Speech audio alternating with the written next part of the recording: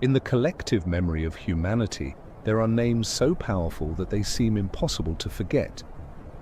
Egypt, with its towering pyramids rising from the desert, Greece, with its philosophy that reshaped Western thought, and Rome, with its mighty empire stretching across Europe. Yet before these civilizations shone brightly, there was another people, a small community in the harsh land of Mesopotamia, who laid down the very first foundations of human history. They were the Sumerians.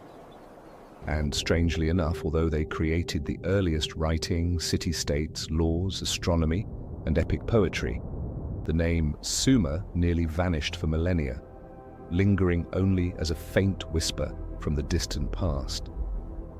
In tonight's episode of Bedtime History, we will journey back to reconstruct the story of Sumer from its very beginnings, from the small riverside villages to the rise of city-states and the first states, from the invention of writing to the Epic of Gilgamesh, from the towering ziggurat temples to the role of women, art, and music, from internal conflicts to their eventual rise and downfall before the empires that followed. This will not only be a rediscovery of a lost civilization, but also a way to understand ourselves more deeply, why human beings learn to organize, to remember, and to tell the story of history.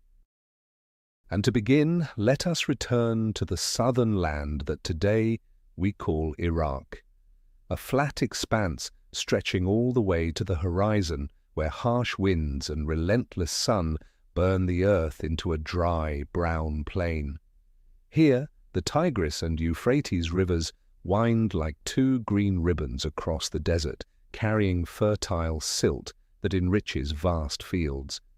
It was on this seemingly unforgiving land more than 5,000 years ago that human beings discovered how to transform it into the cradle of the very first civilization. The ancient Greeks called this place Mesopotamia, meaning between two rivers. And indeed, few regions in the ancient world offered such perfect conditions to spark a great turning point in human history. When the first communities settled along the riverbanks, they quickly realized that nature was both a giver of life and a constant threat. The annual floods of the Tigris and Euphrates delivered rich layers of silt that turned barren soil into farmland, yet these same floods could swallow entire villages if left unchecked. This unpredictability forced people to cooperate, to learn how to build dikes, dig canals, and channel water, creating one of the most sophisticated irrigation systems of the ancient world. The challenge of water and land, impossible for a single family to solve, pushed communities to move beyond the boundaries of their small villages. From this necessity, the outlines of the earliest city-states began to emerge. At first, the inhabitants here were only small groups of farmers who cultivated barley fields, raised sheep, goats, and pigs, and built modest huts of reeds and mud bricks. But to resist the floods, they needed long dikes that no single household could construct. To bring water to their fields, they required canals stretching for kilometers, demanding the coordinated labor of hundreds of people. And when it came time to divide the water, someone had to decide how much each plot would receive, to settle disputes when a canal was blocked, or when drought cracked the entire plain. Out of these challenges, the need for organization, leadership, and laws gradually took shape. Figures of authority, often war leaders or priests, began to assume central roles, gathering the community and directing labor. Over time, the villages grew, connected, and transformed into larger centers of population. Archaeologists have uncovered evidence that Uruk, considered the first true city in human history, that its population may have reached tens of thousands by the 4th millennium before Christ. This number far exceeded that of any village at the time, turning Uruk into something entirely new, a city-state where inhabitants lived not only as kin, but as citizens of a wider community with political organization, laws, and a complex economic system. Mesopotamia was not only farmland, it was also a natural crossroads of cultures and resources. To the north lay the Anatolian highlands, rich in metal ores, To the east, the Zagros Mountains with their pastoral and hunting tribes. To the south, the Persian Gulf opening to the trade routes of the Indian Ocean. This strategic position made the land a hub of commerce, where goods, techniques, and ideas were exchanged. The Sumerians, the first people to build cities in southern Mesopotamia, relied not only on agriculture, but quickly became skillful merchants, using their location to accumulate power. What made this transformation extraordinary was the leap from simple subsistence farming to a diverse economy. In small villages, everyone had to do everything: grow crops, weave cloth, make tools. But with the birth of cities came specialization. Some became full-time potters, others wove textiles. Some forged bronze, others traded, while still others did not engage in direct production at all, but served as managers, priests, or administrators. This division of labor allowed society to grow at an unprecedented pace, as each individual could devote their full energy to one field, improving skills and efficiency. Yet alongside this population and economic boom came new tensions. Land ownership, access to irrigation, and the distribution of grain created gaps between wealthy families and the poor. Local elites, often descended from chiefs or priests, accumulated power, while most farmers and artisans became dependent. Here lay the seeds of social inequality, but also the foundation for more sophisticated political institutions. A Sumerian city-state was not simply a large community. It was a complete social organism, walled fortifications to protect against enemies, massive temples at its center to symbolize connection with the gods, centralized grain storage facilities for reserves and distribution, and a class of officials to collect taxes, record transactions, and oversee production. In fact, clay seals found in Uruk and Lagash reveal that administrative offices already existed, where officials used seal impressions to control the flow of goods. The rise of the city-state was a true historical turning point. From small villages, people had created complex social machines where power, religion, economy, and culture were tightly interwoven. No longer bound by kinship alone, the city-state became an independent political entity with borders, government, armies, and above all, ambition to expand. But managing such a dense and complicated community could not rely solely on speech or memory. People needed a new tool to record laws, to track grain stores, and to preserve their collective memory. And it was from this need that one of humanity's most important inventions was born: writing. At the beginning, writing was nothing more than simple drawings that imitated objects. A cow represented by the outline of a cow's head, a jar of wine shown as a circle with a line across it. These signs were pressed onto small clay tokens, which were then sealed inside hollow clay envelopes called bulli to record transactions. Every time a farmer brought goods to the city-state storehouse, he would present one of these bulli as proof of how many animals or sacks of grain he had delivered. This was the earliest form of accounting, a seemingly ordinary necessity, yet one that opened the path to the birth of writing. Over time, the symbols multiplied and grew more complex. It was no longer enough to mark physical objects. Abstract ideas also needed to be recorded: numbers, dates, the names of people, and even the names of the gods. Drawing each sign by hand became clumsy and labor-intensive, which forced the Sumerians to develop a more efficient method. They began using a small reed stylus cut to a triangular tip to press into soft clay tablets and create wedge-shaped marks. From this innovation, the cuneiform script was born. At first, writing served only the needs of officials and priests. They used it to record the amount of barley in the granaries, the livestock belonging to temples, debts owed, or the number of craftsmen working for the city-state. But once the power of writing became undeniable, its use spread beyond accounting. Kings wanted their victories carved into memory, leaving messages for generations to come. Priests wished to preserve myths, rituals, and hymns. Merchants needed contracts for trade and ways to send messages to distant lands. Thus, writing was no longer just a tool of management, it became the medium of memory, culture, and authority. The wonder of it all is how, within just a few centuries, writing transformed how human beings thought about time and existence. Before, all memory depended on the spoken word, passed from one voice to another, vulnerable to distortion or loss. But with cuneiform tablets, words became fixed in clay, enduring across generations. Tablets recording grain deliveries, inscriptions describing battles, myths etched into stone. All of these became a doorway into the past, allowing us even today to hear the voices of the Sumerians from 5,000 years ago. Even more, writing carried an invisible power. It reinforced authority. Only a select few, those trained to read and write, could control information. The class of scribes became the backbone of Sumerian society. Trained from childhood, they spent each day carving hundreds of wedge-shaped signs onto clay. Their task was not just to write, but to ensure the very functioning of the city-state. Without them, grain could not be managed, taxes could not be collected, laws could not be proclaimed, and rituals could not be performed correctly.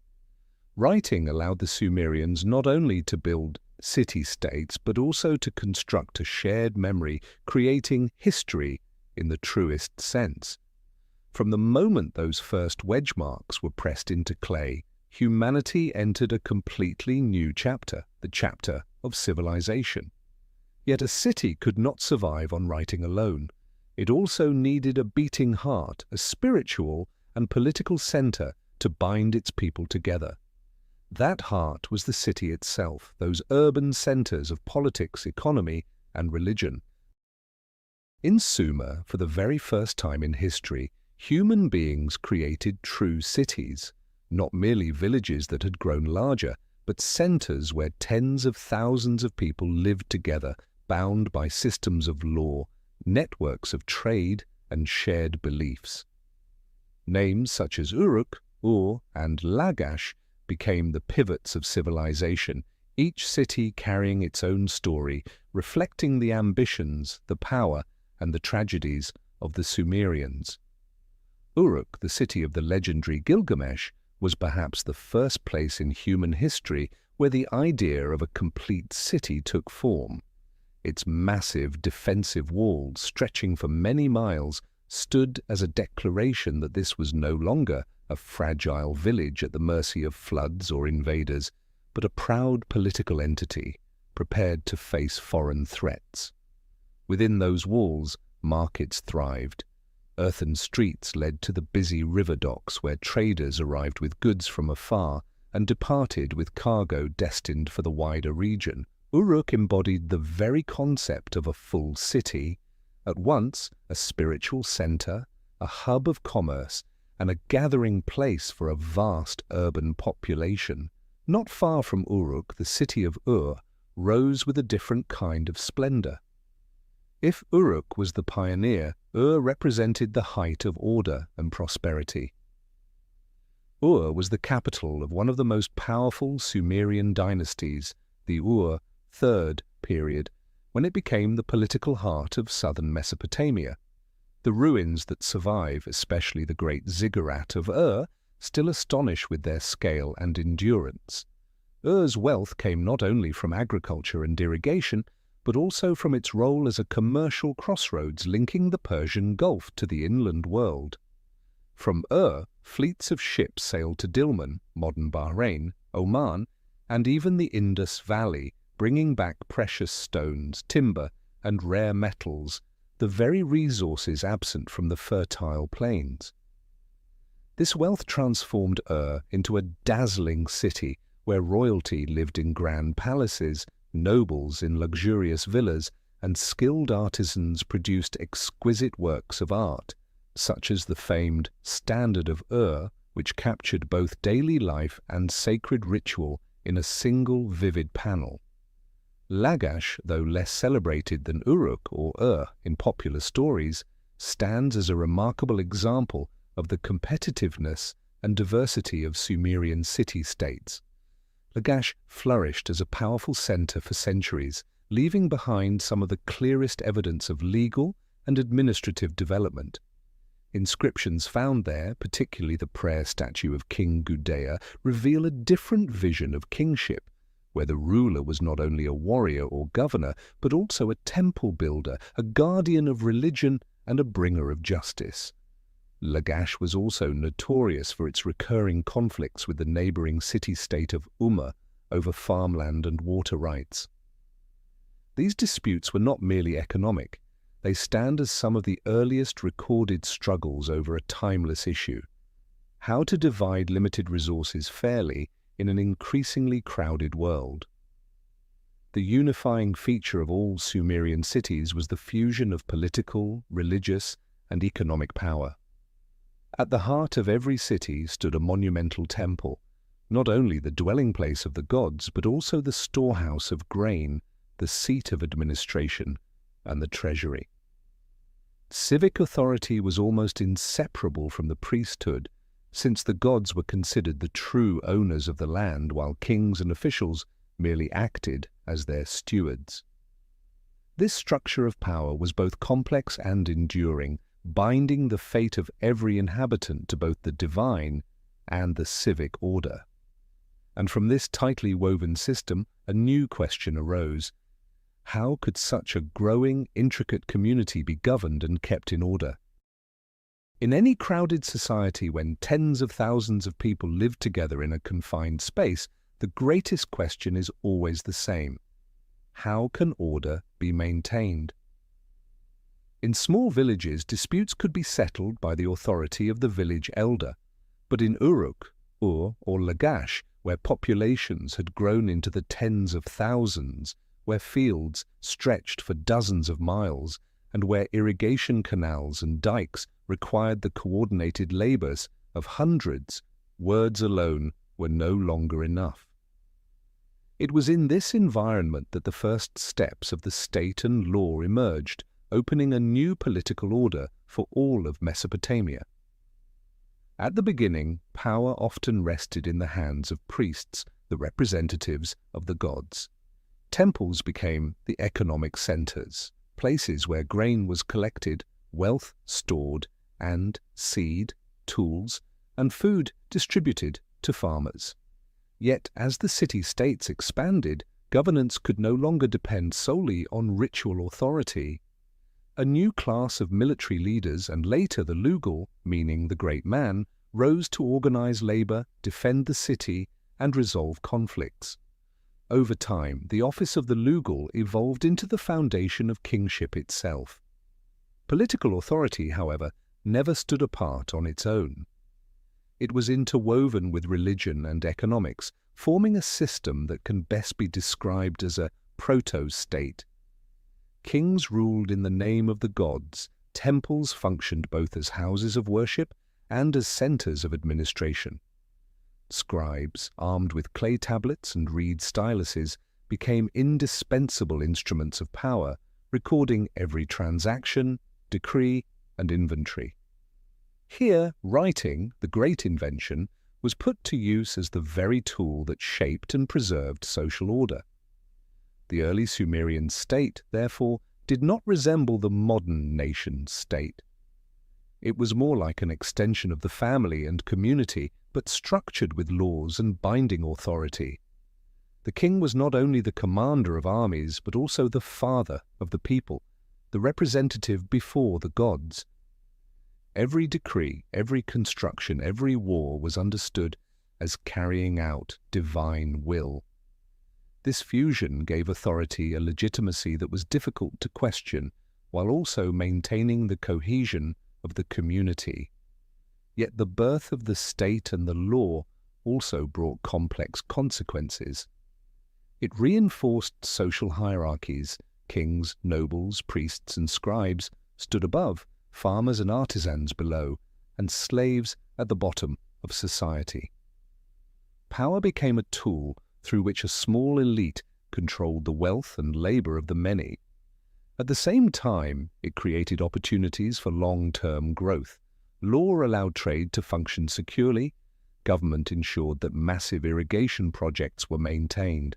Scribes preserved collective memory across generations. Still, a society cannot endure solely on military strength and dry codes of law. It requires a worldview, a metaphysical belief, to explain why people must obey, why the harsh trials of nature occur, and why everything exists. For the Sumerians, the answer always lay with the gods, the divine powers who governed every wind, every river, every field, and the destiny of every human life. From this faith, a cosmic order was formed, binding human existence tightly to the sacred structure of the universe. In the Sumerian mind, the universe was layered, woven between gods and humans, between life and death, between order and chaos. Above all was An, the lofty sky, ruled by Anu, the god of the heavens and ultimate authority. Beneath lay Ki, the vast earth, the realm of the goddess Ninhursag, also called Kai, mother of all living things and source of fertility. Between these two realms stretched the space of human life, governed by Enlil, the god of wind and air, one of the most powerful figures in Sumerian mythology. Below them all was Kur, the dark underworld, where the souls of the dead dwelled. It was not a paradise of joy, but a somber shadow where every spirit, rich or poor, was destined to go. The Sumerian cosmos was a divine cosmos. Every natural event was explained through the will of the gods. When the rivers rose in flood, it was the anger of Enki, the god of water and wisdom. When drought scorched the land, it was punishment from the agricultural deities. When war broke out, it was believed to be the will of Inanna, the goddess of love and war, embodiment of both creation and destruction. Thus, human life could never be separated from the divine. Each harvest, each birth, each battle was framed as part of the gods' designs. What made the Sumerian mythology remarkable was its complexity and its deeply human quality. The gods were not omnipotent or flawless beings. They quarreled, grew jealous, fell in love, and raged in anger. They could aid humanity, but just as easily destroy it in a fit of wrath. On clay tablets we find myths that are at once majestic and intimate, Enki tricking others to bring water to mankind, Inanna descending into the underworld only to be trapped there, Gilgamesh searching for immortality, and returning empty-handed. These stories did more than explain natural events. They mirrored human psychology, fear, and longing at the dawn of civilization. The Sumerian worldview rested on a strange duality, both fear and gratitude. They feared because they knew their smallness before the overwhelming power of nature and the gods. Yet they were grateful, for under divine protection, humanity could survive in such a harsh land. Out of this balance arose a vibrant religion, with festivals to honor the gods and sacred rituals such as the annual sacred marriage between the king and the goddess Inanna, symbolizing the fertility of the fields and prosperity of the nation. This worldview did more than explain existence. It shaped the very way the Sumerians lived, worked, and built their communities. To serve the gods and to demonstrate reverence, they raised monumental structures of mud brick, stair-stepped towers stretching toward the heavens, the ziggurats, eternal symbols of their faith. A ziggurat was not like the Egyptian pyramid, the eternal resting place of the pharaohs. It was a living monument, used every day as a place of ritual, a storehouse of wealth, and a keeper of collective memory. Its structure was built of massive mud brick blocks stacked into multiple tiers, each level smaller than the one below it, rising upward toward the sky. At the top stood a small shrine, believed to be the dwelling place of the city's patron deity. From afar, a ziggurat looked like a mountain rising from the flat plain, a powerful image, for to the Sumerians, mountains were the abodes of the gods. In their featureless landscape, where no real mountains rose, they built their own sacred mountains with their hands. Every major city-state had its central ziggurat dedicated to its supreme deity. In Ur, the great ziggurat honored Nana, the moon god. In Uruk, the Eanna temple complex was devoted to the goddess Inanna. In Eridu, the temple was consecrated to Enki. People believed that on these very steps the gods could descend from heaven, bringing blessings for the harvest and protection for the community. Thus, the building and maintenance of ziggurats became sacred duties, closely tied to the prestige of the king and the prosperity of the city-state itself. Yet a ziggurat could not fulfill its role without those who managed and served it, the priests. They were not merely intermediaries between humans and the divine, they formed a powerful class in their own right. Priests were skilled in astronomy, observing the sky to predict floods and planting seasons.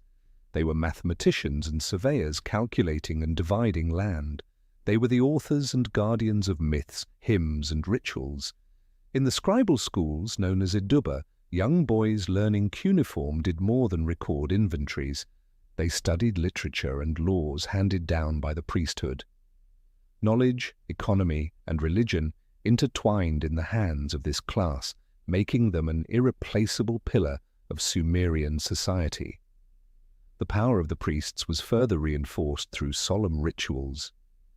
Each year, during the New Year festival, the king was required to perform the sacred marriage with the goddess Inanna, represented by a high priestess. This ritual was not only religious, ensuring fertility and abundant harvests, but also political, affirming the union between royal authority and divine will. The ziggurat thus became the stage for ceremonies that were both sacred and symbolic, where the community felt the presence of the gods and the legitimacy of their king. And yet, behind the grandeur of the ziggurat, daily life in Sumer unfolded with ordinary concerns: ploughing fields, tending herds, trading in the markets, building homes, raising children. If the ziggurat and the priesthood embodied the metaphysical and the powerful, the daily routines of ordinary men and women revealed the practical foundation that sustained the entire civilization. It was in these simple, everyday activities that we glimpsed the living portrait of the world's first society, where spiritual values always sprang from the soil of daily human needs. The Sumerians were, above all, farmers. Agriculture was the foundation that sustained the city-state and the reason people gathered into large communities in the first place. Across the wide plains they cultivated barley, a grain better suited than wheat to the salty soils of Mesopotamia. Alongside it grew onions, garlic, beans, and dates, all staples of the daily diet. Their fields were complemented by herds of livestock, oxen to pull ploughs, sheep and goats for milk, wool, and meat. A Sumerian farmer rose before sunrise, guiding his oxen and wooden plough tipped with bronze, while irrigation canals carried water from the rivers into his fields. Farming here could never be separated from irrigation. A sudden flood or a long drought could ruin an entire harvest, so the control and distribution of water was a constant preoccupation of the whole community. Yet the city-state was far more than its fields. The division of labor allowed many to leave farming behind and devote themselves to crafts. Pottery kilns glowed day and night, producing jars, jugs, and storage vessels for grain and wine. Weavers turned sheep's wool into textiles, one of Sumer's most valuable exports. Metal workers smelted copper and later bronze, forging weapons and tools. Stone carvers and jewelers worked gold, silver, and imported gemstones into ornaments. These crafts did more than beautify life. They stood as markers of sophistication and prosperity. Trade, in turn, became the bridge between Sumer and the wider world. The alluvial plain was fertile but poor in many resources. Wood, stone, and precious metals were scarce. The Sumerians reached outward to Anatolia for copper and tin, to Persia for gemstones, and as far as the Indus Valley for turquoise and carnelian. In exchange, they carried textiles, oils, and grain. On reed boats and wooden ships they sailed down rivers and across seas, weaving vast networks of commerce. Sumer was never a closed world, but one constantly open to exchange and influence. Within the city walls, markets formed the heartbeat of daily life.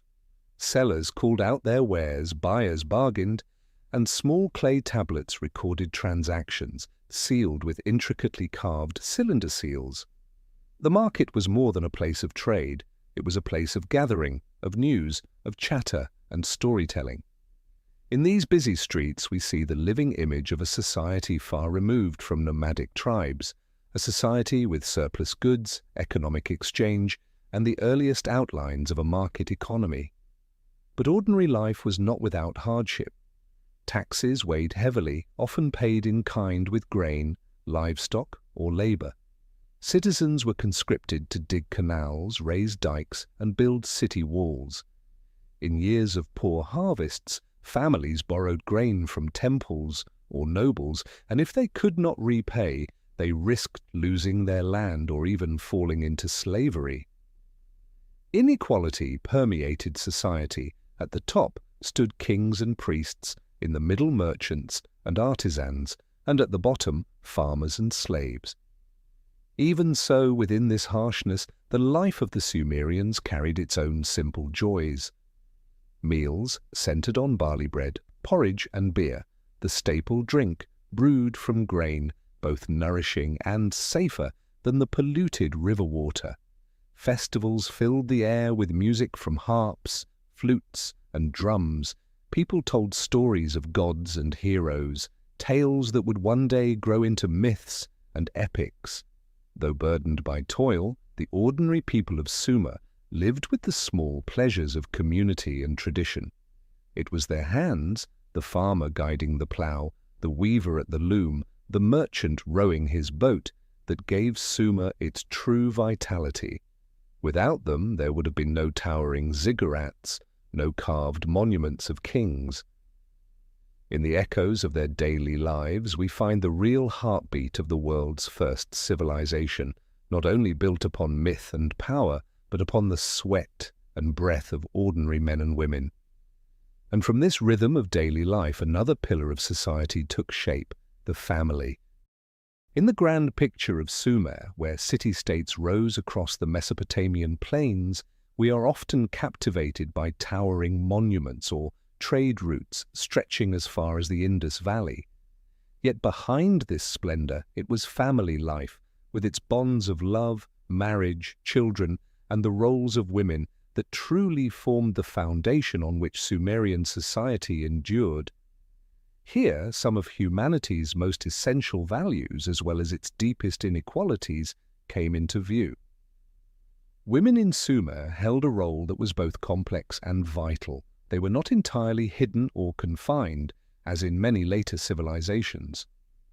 Ancient texts reveal that women could own property, take part in trade, and that some served as priestesses with significant authority in religion.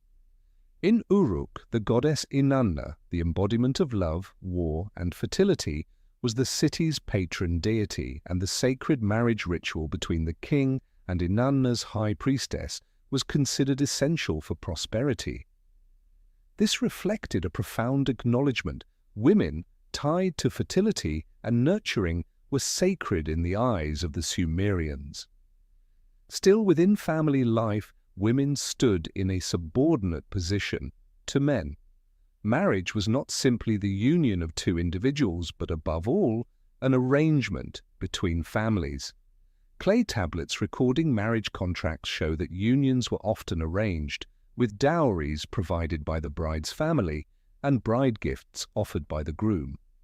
Once married, a woman joined her husband's household with responsibilities to bear children, manage the home, and labor alongside the family.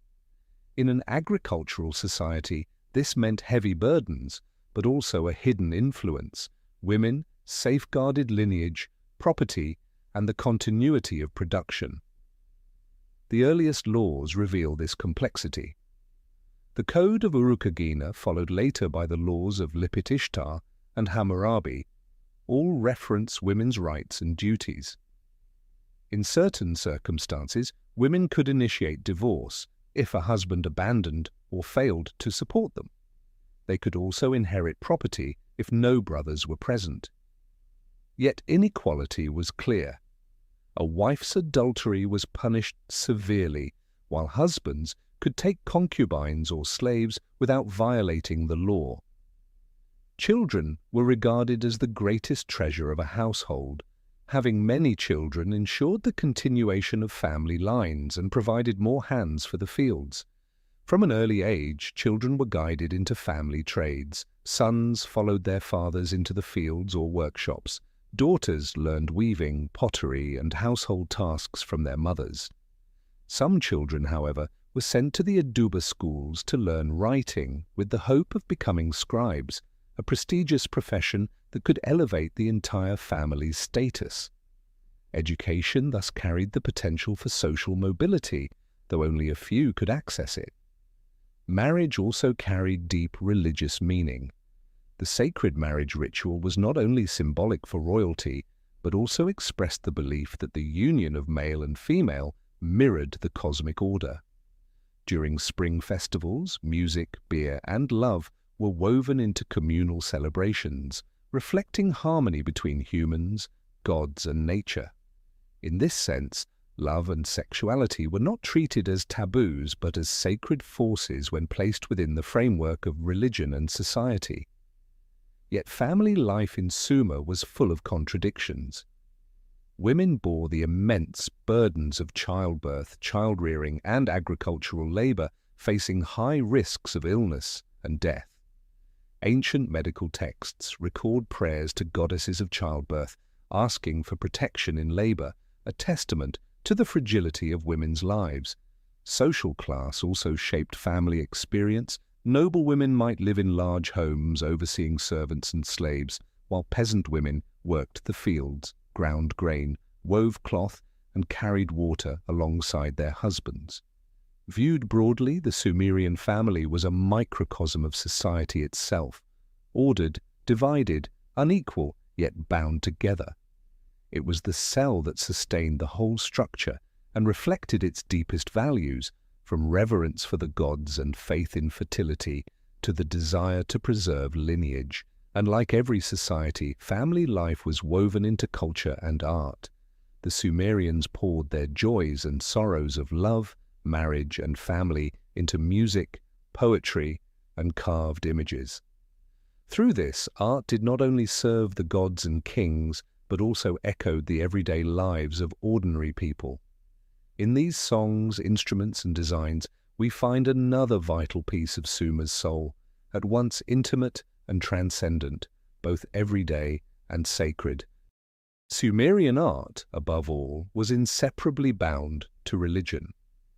Inside temples, stone and baked clay statues were erected to embody humans in the presence of the gods. One of the most striking examples is the group of votive statues discovered at Tel Asmar, figures with wide, round eyes and hands clasped before their chests in prayer. Those eyes, seemingly gazing through time itself, reflected awareness and unwavering faith in the constant presence of the divine within the Sumerian mind. These statues were not created for display, but to stand eternally in the temple, praying on behalf of the people, ensuring that the community's petitions to the gods would never cease. Beyond statues, decorative art also mirrored worldview and society. Cylinder seals, small, finely carved stone rollers used to stamp clay, were among Sumer's most distinctive creations. On them we see images of gods enthroned, processions of offerings, scenes of battle, or banquets. These seals were practical administrative tools, securing documents and goods, yet they were also miniature works of art, compressing the entire Sumerian cosmos into the palm of one's hand. In this way, art became a symbolic language, telling stories that writing itself had not yet fully captured. Music, too, held an indispensable place. In festivals, processions, and sacred rituals, music served as a bridge between humans and the gods. The Sumerians played harps, lyres, flutes, drums, and cymbals. At Ur, archaeologists uncovered the golden lyre, a more than 4,000-year-old instrument adorned with a golden bull's head, with eyes and beard inlaid with shell and lapis lazuli. The carved panels on the lyre depict mythological scenes where animals take on human roles, dancing, drinking, feasting, showing that music was not mere entertainment but a reenactment of cosmic order. The harp's melodies, the thunder of drums, and the lilting flutes turned every festival into a sacred moment where gods and humans met. If art and music were tangible expressions, symbols were the threads that wove through Sumerian thought. In their symbolism, the moon was linked to Nana, the sun to Utu, the god of justice, and the planet Venus to Inanna. The stars were not just lights in the sky, but divine signs, a heavenly script. The double-headed eagle, the winged lion, and the sacred bull reflected the fusion of natural strength and divine authority. These symbols were engraved onto seals, crafted into jewelry, and even set into royal crowns, constant reminders that earthly power drew its source from the supernatural cosmos. Art and symbolism also carried a political weight. One of the most famous works, the Standard of Ur, tells two stories on opposite sides, one of war and one of peace. On the war side, Sumerian soldiers march into battle, capture prisoners, and present spoils. On the peace side, the king feasts, surrounded by musicians and subjects offering tribute. This was more than illustration, it was a declaration. The king was both warrior and protector, but also the center of celebration and prosperity, the embodiment of social order. In this way, art became a servant of power, transforming royal image into an eternal symbol. In daily life, art appeared in simpler forms: pottery with engraved patterns, finely worked jewelry, bricks stamped with decorative molds. Sumerian women wore golden bracelets and earrings. Merchants carried staffs inlaid with gems. Every object was more than utility. It was a sign of status, of social bonds, and of faith in divine protection. Thus, art, music, and symbols did not merely reflect a creative society, but revealed a civilization deeply aware of the relationship between human beings, the gods, and the cosmos. We may have lost the melodies they once sang, but the instruments that remain, the statues and the seals, still whisper to us of an ancient spirit, fragile yet powerful. And as we step away from these sounds and images, the Sumerian story draws us back to their most legendary figure, Gilgamesh, the king of Uruk, who crossed the boundary between history and myth to become an eternal symbol of humanity's search for meaning and immortality. Gilgamesh was at once a king, a hero, and a legendary figure. In Uruk, the city often regarded as the cradle of urban civilization, his name lives not only on fragmented clay tablets, but also in the imagination of humanity across millennia. The blend of history and myth surrounding Gilgamesh is a vivid testament to how the Sumerians saw the world, always placing human beings in intimate connection with the gods and always seeking the meaning of life through timeless stories. According to tradition, Gilgamesh was the fifth king of Uruk, ruling during the 3rd millennium before Christ. Ancient texts describe him as 2/3 divine and 1/3 human, a figure of extraordinary strength and wisdom. This greatness made him both the embodiment of royal power and a symbol of humanity's longing for immortality. Yet beneath the layers of myth, many scholars believe Gilgamesh truly existed. His name appears on the Sumerian king list, and archaeologists have uncovered inscriptions crediting him with the construction of Uruk's massive city walls, one of the greatest architectural achievements of its time. When we recall Gilgamesh, we remember not only a king or a hero, but also Uruk itself, the place where humanity first began to tell its own story. Yet Uruk did not stand alone in an empty plain. Across Mesopotamia stretched countless other centers of power, each city-state with its own patron deity, its own ruler, its own laws. Sumer was never a unified nation. It was a constellation of city-states, Uruk, Lagash, Kish, Umma, Eridu, small universes existing side by side, often in tension. This fragmentation produced a landscape rich and dynamic, but it also sowed the seeds of endless conflict, making it difficult for Sumer to sustain lasting stability. Conflict most often arose from Sumer's very lifeblood, land and water. The Mesopotamian plain was fertile, but also prone to salinization and dependent on careful irrigation. A single canal could feed an entire city, but if diverted or blocked, it could starve whole communities. As a result, city-states frequently clashed over control of waterways.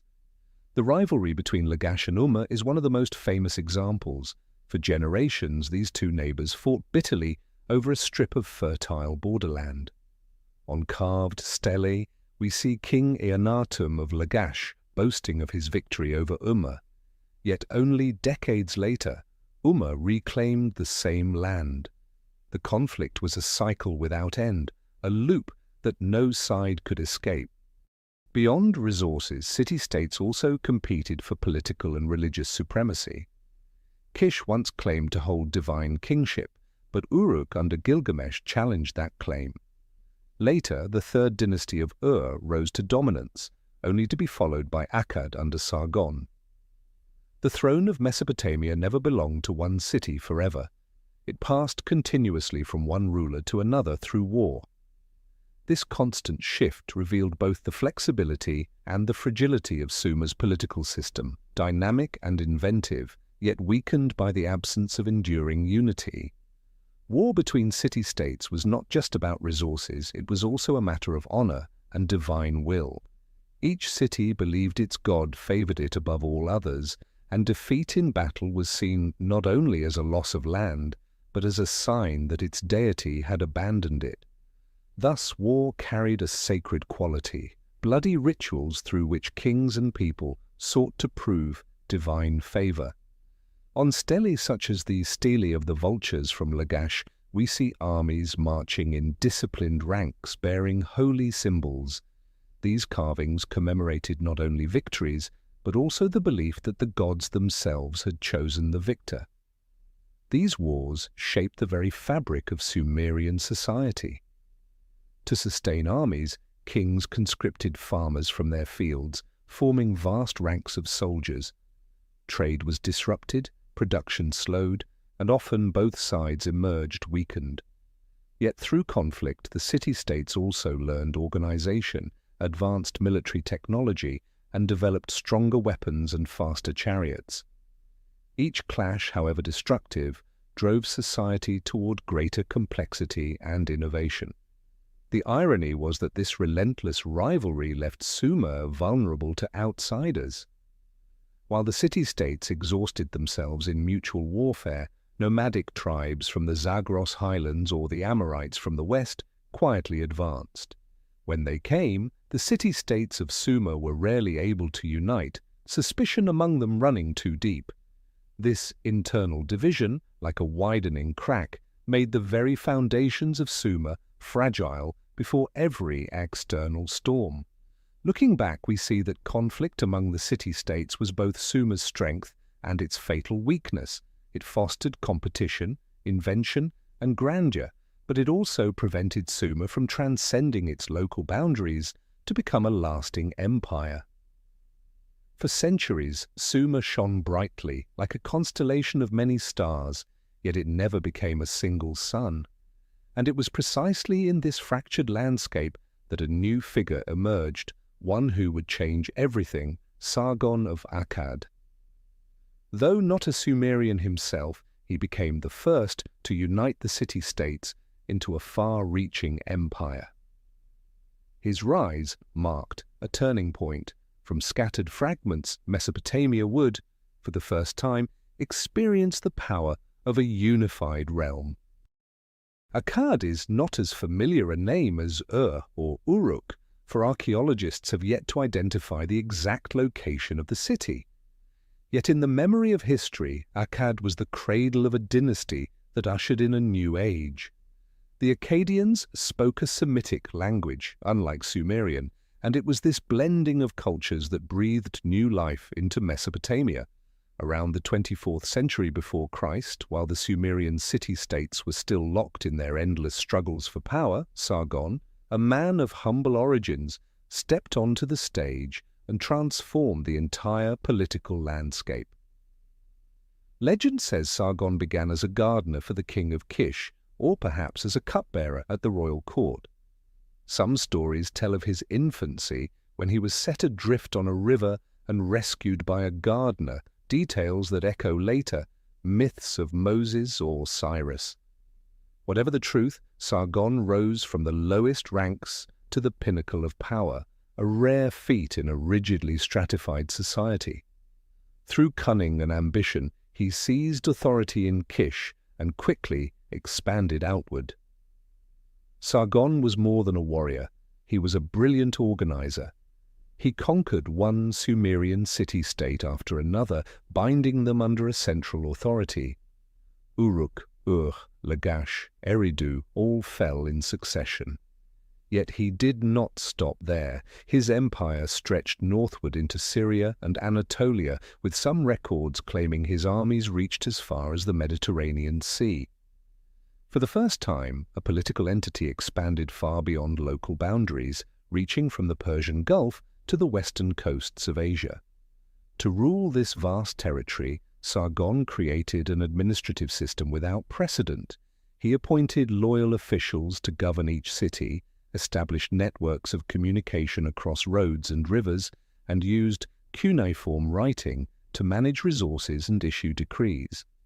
He also maintained a standing army, unlike the seasonal militias of earlier Sumer, ensuring that his power rested not only on charisma, but on enduring institutions. What is remarkable is how quickly Akkadians and Sumerians blended. The Akkadians adopted cuneiform writing, Sumerian myths and rituals, while promoting their Semitic tongue as the new language of administration. The result was a unique synthesis. Sumerian culture was preserved and disseminated more widely than ever before, while the Akkadian language became a unifying tool. Through Sargon, Sumerian civilization escaped its local boundaries and entered a broader regional stage.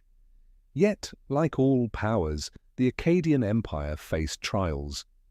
After Sargon, his successors, most notably Naram-Sin, continued to expand and strengthen the empire. Naram-Sin even declared himself god of Akkad, the first Mesopotamian king, to elevate himself above the role of divine representative.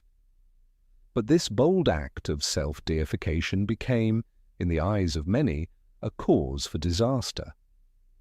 Stories tell that the gods punished Akkad with famine, rebellion, invasions, and natural calamities.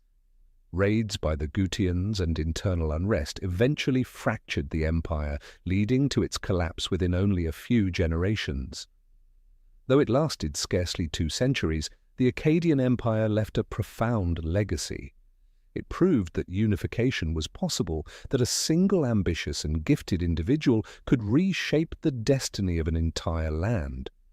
More importantly, it demonstrated that Sumerian culture was not confined to a handful of small city-states, but could serve as the foundation of a vast empire.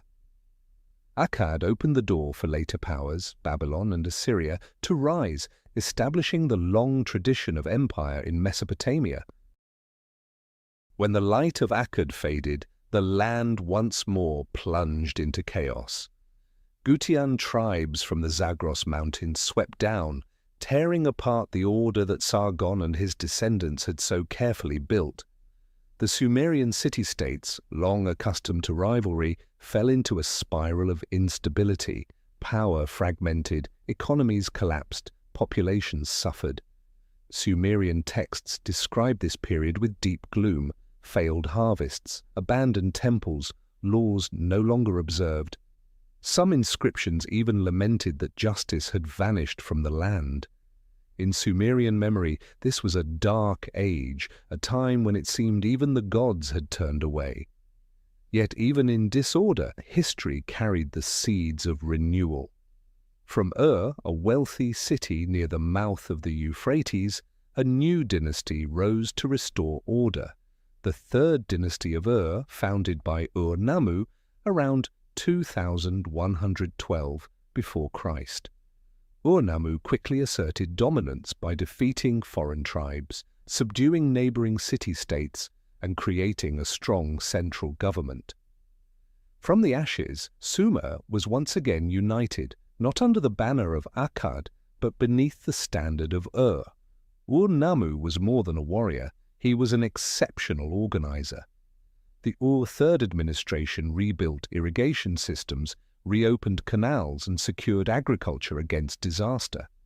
They restored temples, especially the great ziggurat of Ur, transforming the city into a radiant religious center. On the legal front, Ur-Nammu issued the oldest known written law code, predating Hammurabi's by centuries. Though only fragments survive, the code reveals an effort to make justice concrete, replacing cycles of vengeance with a system of fines and compensation. This was a bold leap forward, reflecting an early vision of rule by law. His successor, King Shulgi, carried the dynasty to its peak. Shulgi reigned for nearly 50 years, a remarkable span in the ancient world, and fashioned himself into a model of the god-king. In surviving texts, he is praised not only as a warrior, but also as a musician, poet, and even athlete. He expanded scribal schools, standardized weights and measures, and built roads that linked cities across the land, creating an administrative and economic network that made Ur-3 the beating heart of southern Mesopotamia. This was also a golden age for art and literature. Hymns to the gods, royal praises, and epics were recorded on a large scale. The Sumerians once again felt the favor of the divine after long years of disorder. For roughly a century, Ur-3 brought rare stability and prosperity to the land, yet shadows still lingered on the horizon. Despite its brilliance, Ur-3 carried familiar weaknesses. Its administrative system, though detailed, grew cumbersome, prone to bureaucracy and corruption. Endless military campaigns to hold its borders drained resources. Amorite tribes pressed from the west, Elamites from the east. By the reign of Ibbi-Sin, the last king of Ur-3, the state was exhausted, unable to withstand mounting pressures. In 2004 before Christ, Elamite armies stormed Ur, ending the dynasty in devastation. The fall of Ur-3 closed the final chapter of Sumer's golden age. Afterward, the Amorites rose to establish Babylon, inheriting and reshaping the Sumerian legacy in their own way. Yet what matters most is that Ur-3 proved the Sumerians' resilience, that even after collapse, they could rebuild and create brilliance anew. It was a reminder that history never flows in a straight line. It oscillates between ruin and rebirth. When Ur-3 collapsed, Sumer entered a decline from which it would not recover. Its once magnificent city-states shrank, absorbed by emerging powers. And yet, before vanishing from history's stage, the Sumerians left behind enduring gifts, intangible but everlasting tools that continued to nurture and shape the civilizations that followed. Among the Sumerians' most remarkable legacies was their knowledge of mathematics, astronomy, and the calendar. These were not abstract pursuits, but the fundamental frameworks that allowed people to measure the world, to organize time, calculate space, and follow the rhythms of the cosmos in order to predict the future. With these systems, crowded societies could function, Harvests could be planted and reaped at the right moment, and laws and rituals could unfold in order. Even today, we live according to conventions first conceived 5,000 years ago on the floodplains of Sumer. The Sumerians did not develop mathematics to solve abstract equations, but out of practical necessity, managing grain, dividing irrigation water, calculating taxes, and constructing buildings. From these needs, they created a distinctive numerical system, the sexagesimal system, based on 60. For us, the number 60 is so familiar that we scarcely notice it. 60 seconds in a minute, 60 minutes in an hour, 360 degrees in a circle. All of this derives from Sumerian thought. The base 60 system, with its ability to divide evenly into many smaller numbers, 2, 3, 4, 5, 6, and so on, proved immensely useful for measurement and calculation. Clay tablets reveal that they worked with fractions, square roots, and even primitive quadratic equations. Alongside mathematics, astronomy flourished. Over the vast Mesopotamian plain, the night sky stretched boundless and dark, an eternal book for the Sumerians to study. This was not done for amusement, but for survival. When would the floods arrive? When should seeds be planted? And when should crops be harvested? Such questions drove them to observe the movements of the sun, moon, and stars. They recognized the lunar cycle and created months of 29 or 30 days. They divided the year into 12 months based on the moon's phases, and to adjust for the solar year, they occasionally added an intercalary month. This was the forerunner of the lunisolar calendars used by later civilizations. Sumerian astronomy was never separated from religion. Each celestial body was seen as divine. Venus belonged to Inanna, the sun to Utu, the moon to Nanna. Observing the heavens was therefore both proto-science and astrology. Priests read the movement of stars to foretell omens, to decide when to march to war or when to hold festivals. Though their observations were mingled with belief, these records laid the groundwork for both Western astronomy and astrology. Through this, the calendar became the rope binding communities into a shared rhythm. The year was punctuated by great festivals tied to agricultural cycles and religious rites. Each month and each season held sacred meaning, celebrated with ritual and song. Thanks to the calendar, people no longer lived at the mercy of nature's uncertainty. Time became a flowing current that could be predicted and ordered. With it, states could collect taxes on schedule, organize labor, and govern effectively. Thousands of clay tablets preserve their calculations, numerical tables, and astronomical records. Some still astonish scholars today. One tablet shows a deep understanding of right-angled triangles, another contains a close approximation of the value of pi. Though not modern science, they testify to the sharp intellect and relentless observation of the Sumerians. We still live within the framework they created. We count time in hours, minutes, and seconds. We divide circles into 360 degrees. We organize societies with calendars they first devised. Each time we glance at a watch or plot a point with coordinates, we hear the faint echo of Uruk, and Lagash. And yet this knowledge was never only about measurement or administration. It was also a tool to master nature, to feed tens of thousands of people on a demanding plain. Here, irrigation, the craft bound to Sumer from its very beginnings, emerges as living proof of their collective genius.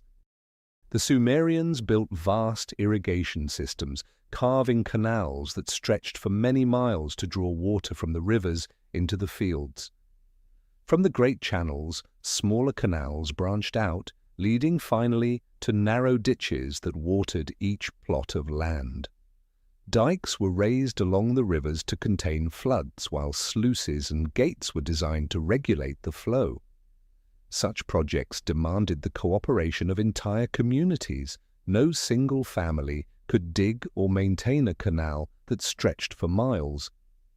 Out of this necessity arose the foundation of the early state: leaders to give orders, officials to organize, and laws to assign labor.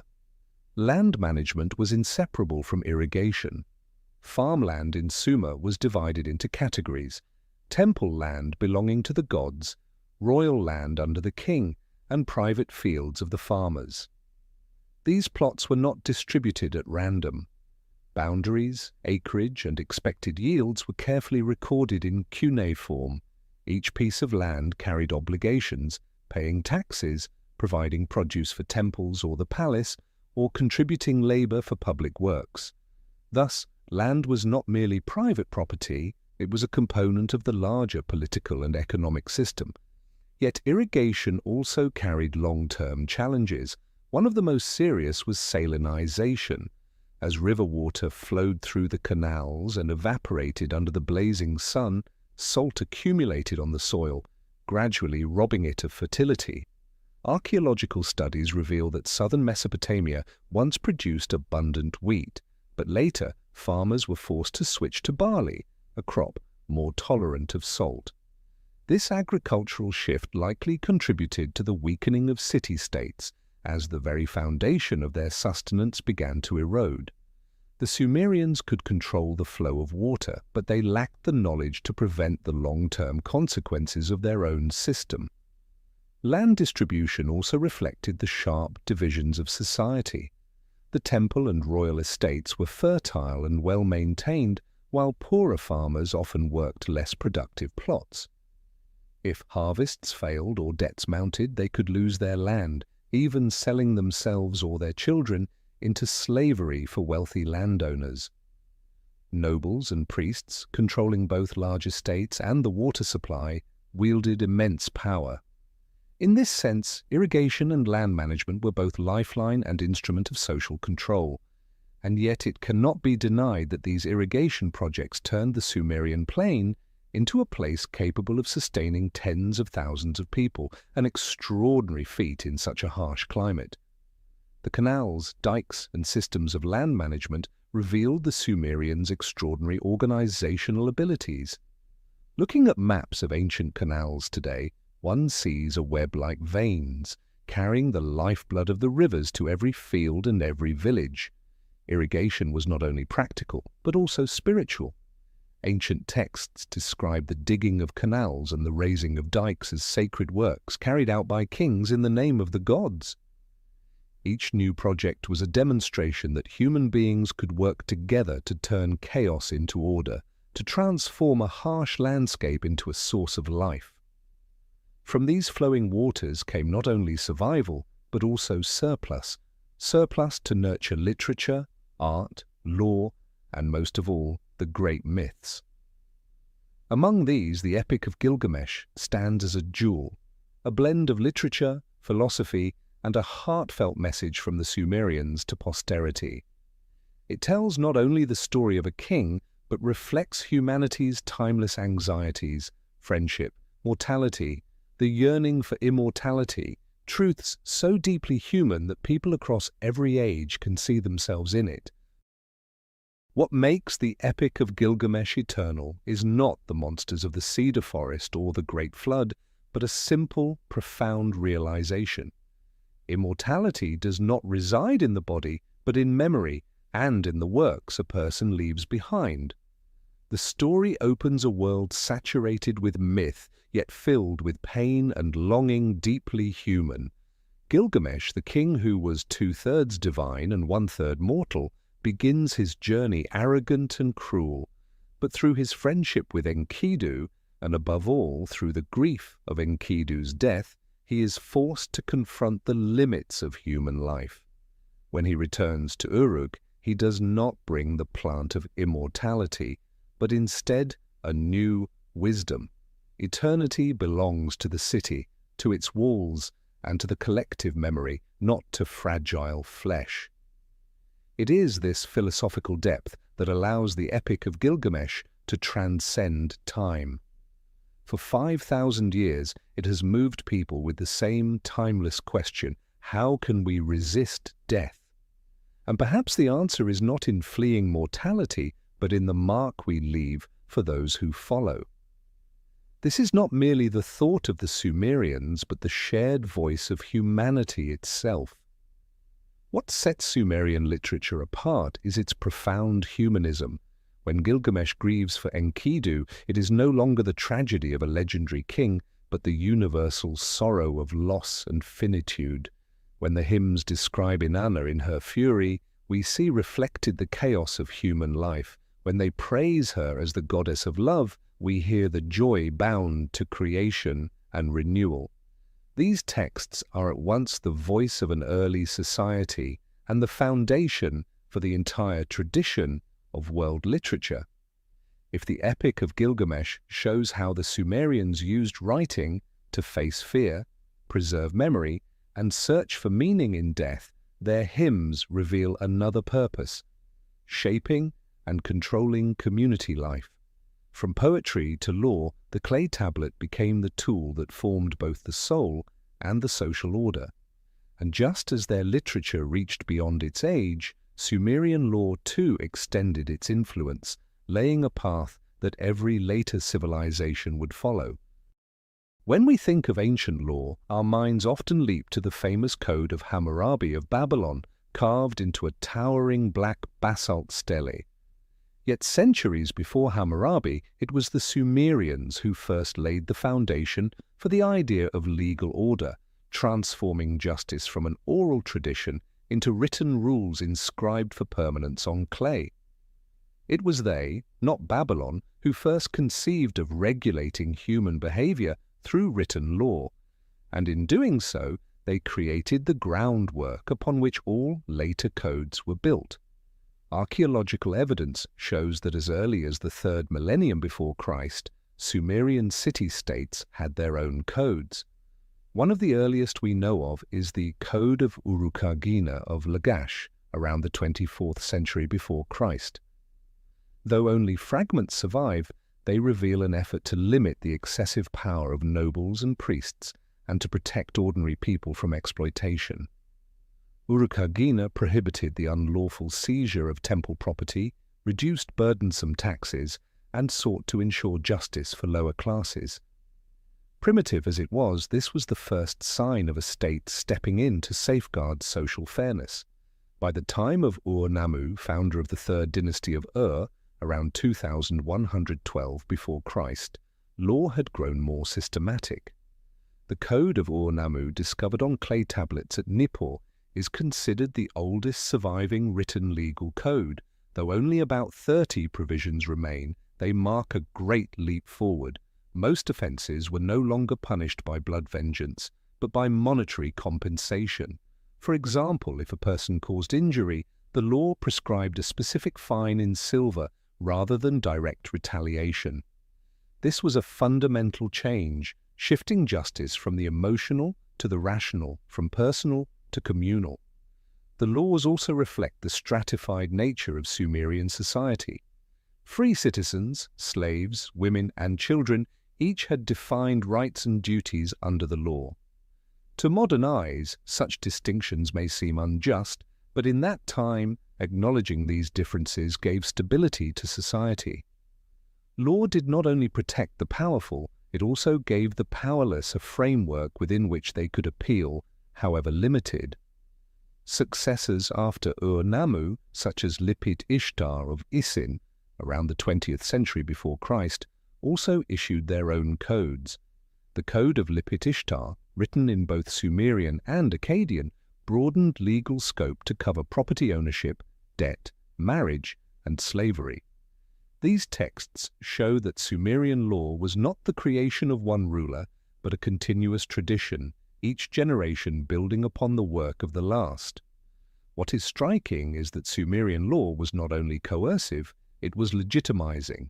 Each code began with a prologue in which the king declared that he issued the laws by divine command to bring justice to the people. This tied royal authority to divine will, presenting law as part of the cosmic order.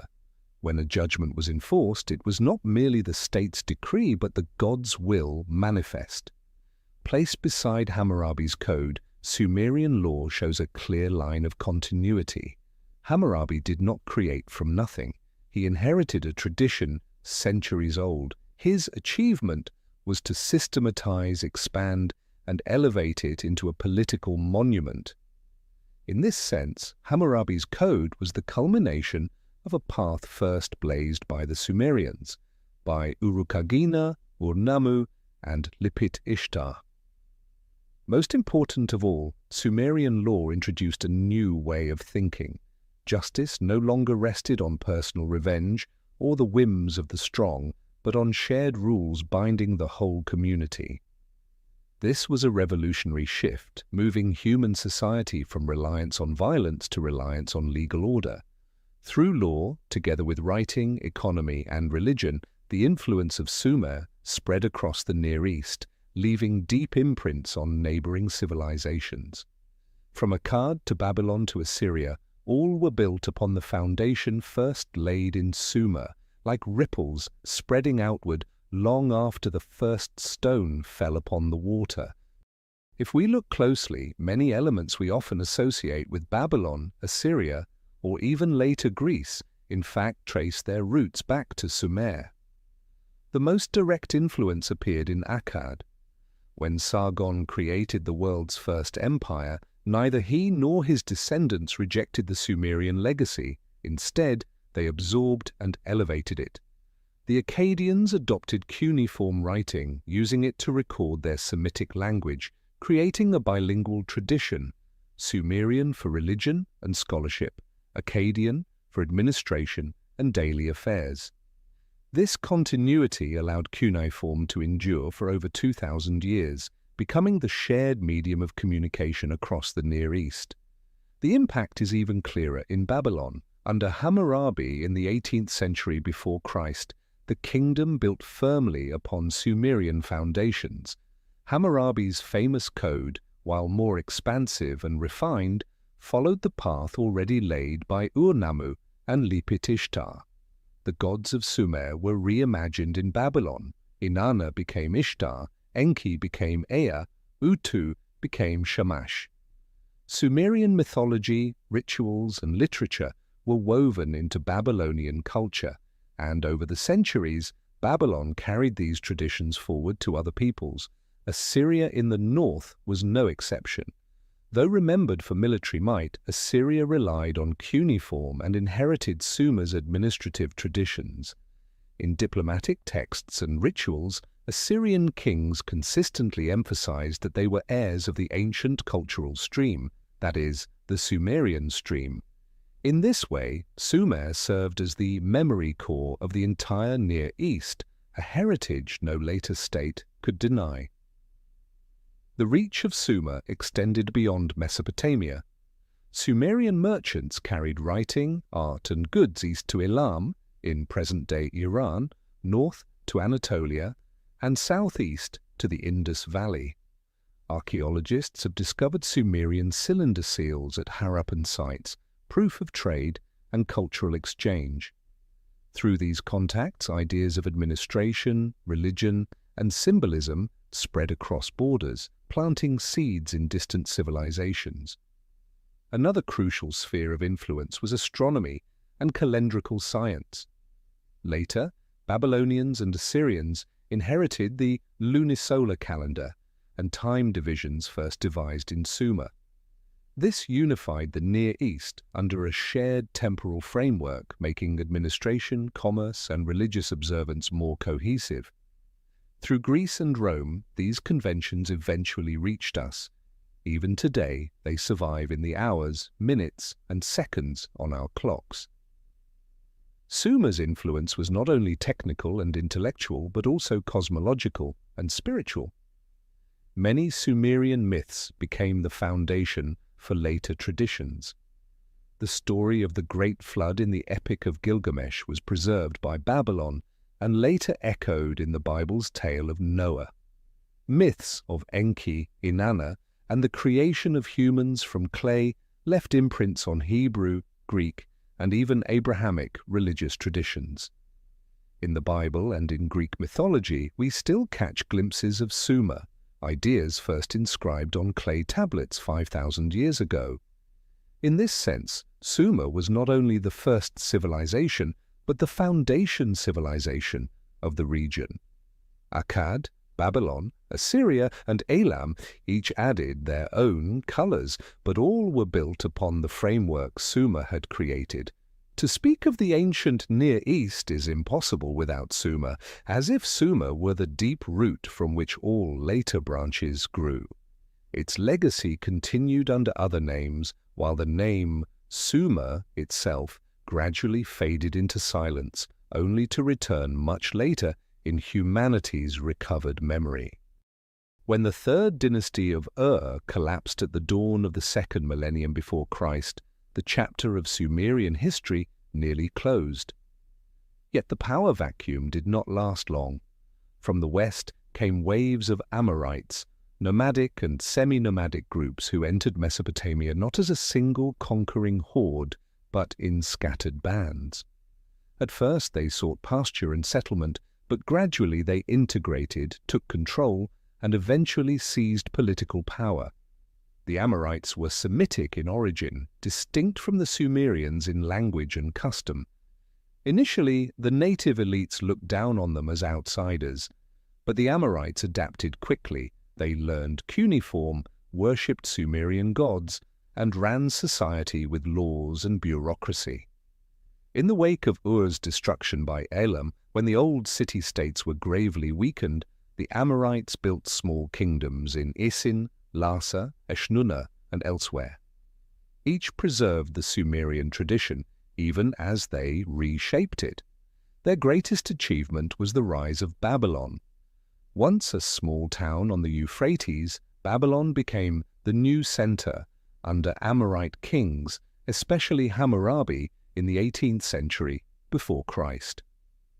Hammurabi conquered Larsa, Eshnunna, Mari, and unified southern and central Mesopotamia. Once again, the land between the rivers came under a single authority, not Ur or Akkad, but Babylon. The ascent of Babylon was inseparable from the Sumerian foundation. Cuneiform continued, now recording primarily the Akkadian language, the Amorites' mother tongue. Sumerian mythology was absorbed. Inanna became Ishtar, Enki became Ea, Utu became Shamash. Administration, religion, and law were inherited and centralized. The Code of Hammurabi, though more famous, directly followed Sumerian precedents, carved in stone both to enforce justice and to display royal power. Babylon understood how to turn legacy into politics. If Uruk had celebrated Gilgamesh as a legendary hero, Babylon elevated its kings into living symbols of justice and order. If Ur III had issued laws to stabilize society, Hammurabi engraved them in the public square, making law itself a proclamation of power.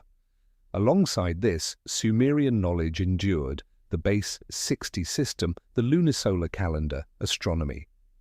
Later, Babylonian astronomers would chart planetary movements and construct detailed tables of calculation, all built on Sumerian foundations. Babylon thus became the new emblem of prosperity and power. If Ur dazzled with its great ziggurat, Babylon rose with legendary monuments like the Hanging Gardens and the Ishtar Gate. Through these symbols, Babylon declared itself both heir to Sumer and its surpasser. Yet Babylon's rise meant Sumer's distinct identity faded.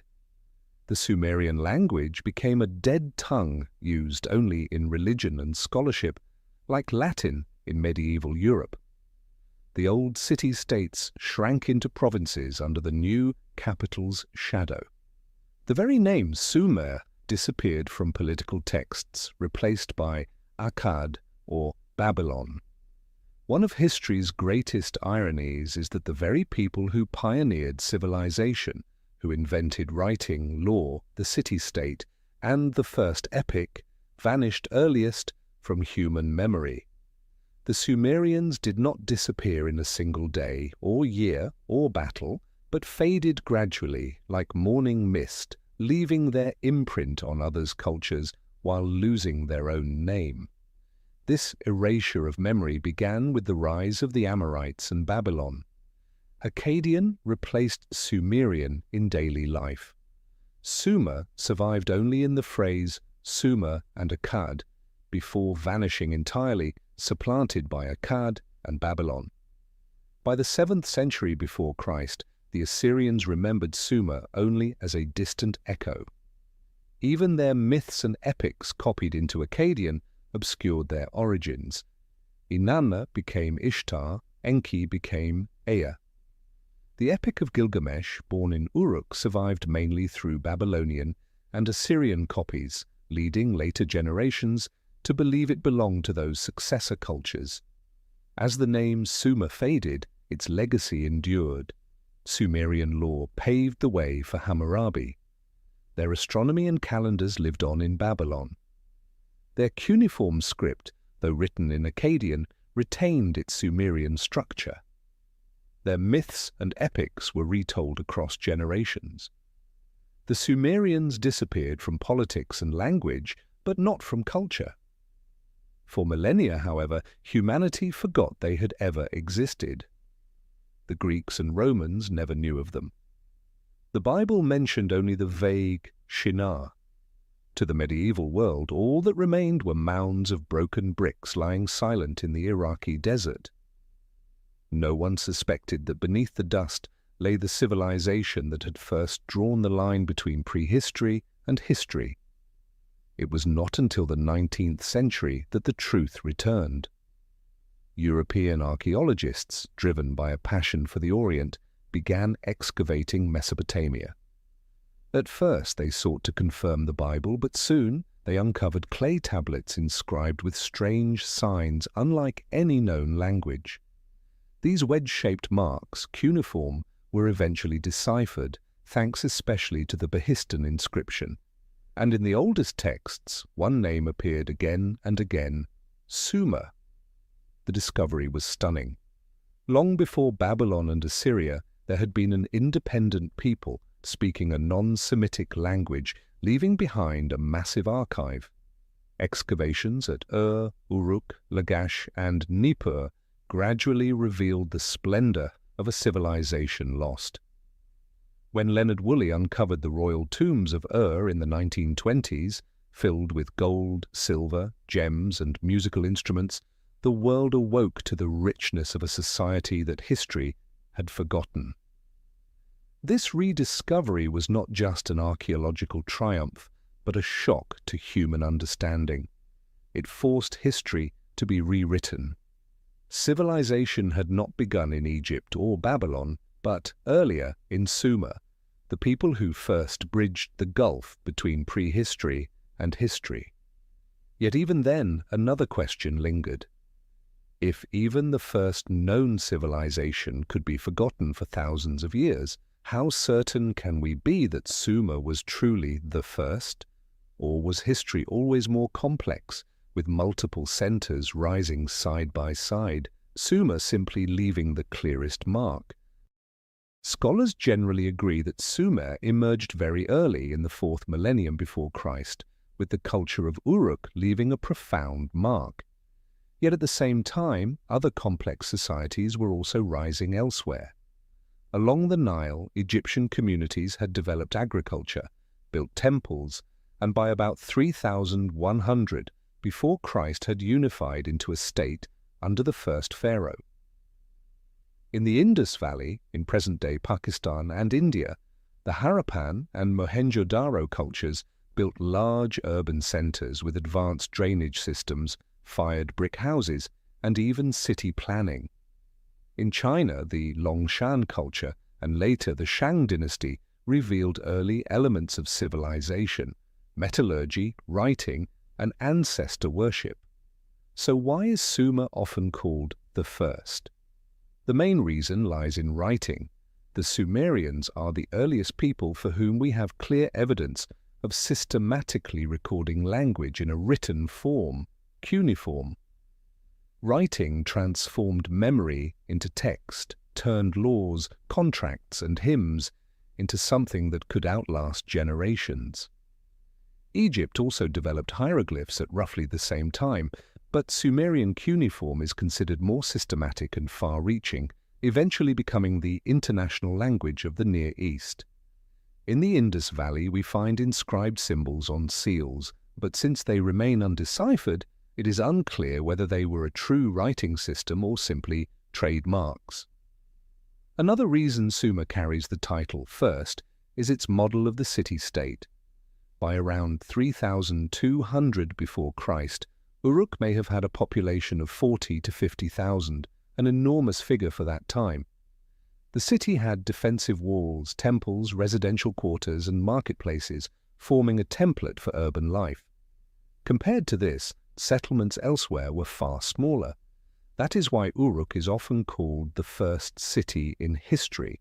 However, many modern scholars caution that the notion of first reflects a 19th century Western perspective, when archaeology focused heavily on Mesopotamia and Egypt. In reality, centers of civilization emerged simultaneously in different places, each with its own character. To call Sumer the first civilization may be accurate if we focus on writing and city-states, but it oversimplifies a much more complex picture. Some argue that emphasizing firstness obscures cultural interconnections. The Sumerians did not live in isolation. They traded with Iran, Anatolia, and even the Indus Valley. Certain ideas and techniques may have traveled into or out of Sumer rather than appearing entirely independently. Archaeology suggests that civilization never developed along a single straight line from one point, but rather through a web of interactions among multiple centers. Therefore, when we call Sumer the first civilization, the point is not to rank who came before or after.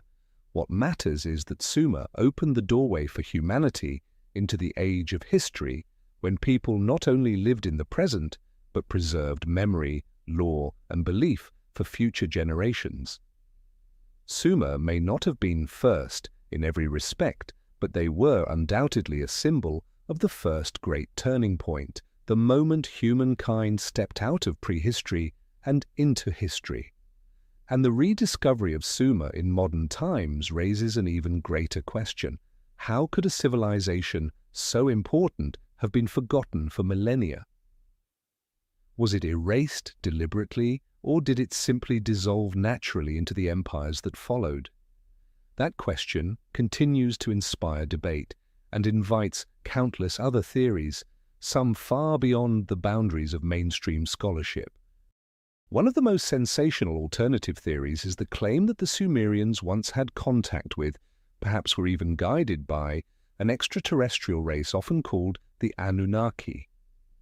This idea has captivated the public imagination because it feeds both curiosity and a longing for a transcendent explanation behind the sudden brilliance of the world's first civilization. Yet it has also sparked constant debate among scholars, since the line between mythology, symbolic interpretation, and unfounded speculation is thin and often misused. The story begins with Sumerian mythology. In the ancient texts, the Anunnaki were described as a powerful assembly of gods, a council of judges dwelling in heaven and the underworld. They were thought to decide the fate of humanity, to grant laws, and even to intervene directly in human survival. For the Sumerians, these were simply gods, religious expressions of how the universe worked. But in the 20th century, modern writers, most famously Zecharia Sitchin, reinterpreted the Anunnaki as aliens from a planet called Nibiru, who supposedly created or modified humankind to serve them. According to this hypothesis, the rapid advances of Sumer from writing, law, and architecture to astronomy were too sudden to be the product of a primitive society. Sitchin argued that the Sumerians were merely students of the Anunnaki, and that their gods were actually distorted memories of beings from beyond Earth. From this idea sprang countless questions. Who built the massive monuments? Who gave humanity knowledge of the cosmos? Are we the result of alien intervention? Mainstream archaeology and history firmly reject this theory, pointing out that it rests on misreadings of ancient texts and blends myth with science fiction. The Sumerians, they argue, did not need aliens to explain their achievements. They had practical reasons: a challenging environment that forced innovation, active trade, and cultural exchange with neighbors, and the organizational power of dense city-states.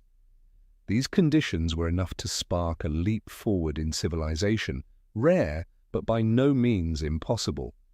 Still, the Anunnaki theory endures, even thriving in popular culture. Why? Because it touches a deep human desire, the belief that we are not alone, that ancient myths might hold distorted echoes of some greater truth. It transforms Sumer from a dry subject of archaeology into a realm of mystery, a stage for humanity's cosmic imagination. The key is not to dismiss or to accept such theories blindly, but to see them as mirrors of how we interpret myth. The Sumerians wrote of the Anunnaki not to craft science, but to place human life within a cosmos governed by powers beyond control. When modern readers cast the Anunnaki as aliens, they are reinterpreting myth in the language of our own age, an era where space travel and distant worlds have replaced holy mountains and heavens as symbols of the unknown. In this way, the Anunnaki myth speaks not only of the past, but of the present, of humanity's enduring need for a grand story that transcends our limits and explains our place in the universe. Through the Anunnaki, Sumer becomes a mirror reflecting the imagination of humankind across the ages, from ancient myth to modern science fiction. As we close our journey into Sumer, what lingers is not only the clay tablets, the towering ziggurats, or the names that once thundered across the land before fading into silence. What endures is the moment when humanity first realized it could remember, could organize, and could transform memory into history. Sumer was not the absolute beginning, but it was where the bridge from prehistory to history was built most clearly. There, humankind first dared to believe that social order could rest on writing and law, that a city could outlast the lifetime of any single person, that the story of an individual or a community could be carried forward to generations yet to come. And because of this, even though the name Sumer faded for millennia, their legacy never truly disappeared. It lives on in the 60-minute hour, in the alphabets that grew from their script, in the flood myths and hero tales retold across cultures. Sumer is like the faint underlayer of a great painting, not immediately visible but supporting every line and color above it. Perhaps the greatest gift Sumer left us is not any single invention, but a reminder. Every civilization, no matter how great, can vanish from memory. But the act of remembering, of telling stories, of writing, allows humanity to resist oblivion. By remembering Sumer today, we are continuing what they themselves began, writing history as a defense against the darkness of time.